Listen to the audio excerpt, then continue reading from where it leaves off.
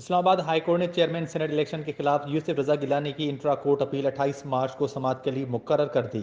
यूसुफ रजा गिलानी के वकील फारूक एच नायक और Javed Venus Islamabad high court में पेश हुए और चेयरमैन सेनेट इलेक्शन के खिलाफ इंट्रा कोर्ट अपील जल्द समाअत के लिए मुकर्रर करने की दरख्वास्त की।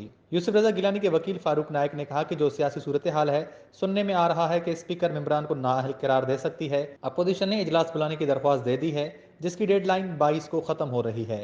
वकील फारूक नाइक ने अदालत में कहा कि अदम एतमाद की तहरीक पेश करने की मियाद 29 मार्च को ख़त्म होगी, लिहाजा इस्तदा है कि 29 मार्च की तारीख से कबल दरख्वास्त समाअत के लिए मुकर्रर की जाए।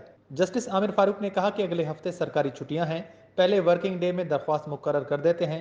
इसके बाद अदालत ने जल्द समाअत की दरख्वास्त मंजूर करते हुए 28 मार्च को दिन 2 बजे तक मुलतवी कर दी। इस्लामाबाद हाईकोर्ट में मीडिया से गुफ्तगू करते हुए पीपल्स पार्टी के सीनियर रहनुमा फारूक एच नायक ने कहा कि सिंध के एमएनए अगर सिंध हाउस में रह रहे हैं तो ये कानून की खिलाफ वर्जी नहीं, सिंध हाउस सिंध का है, आइन और कानून के मुताबिक वो वहां रह सकते हैं। फारूक एच नायक ने कहा कि पार्लियामेंट लॉजेस पर पुलिस ने हमला किया, जिसमें कुछ लोग जख्मी भी हुए। हमने अपने पार्लियामेंटेरियंस को सिक्योरिटी और हिफाजत के लिए उन्हें कहा कि सिंध हाउस में रहें।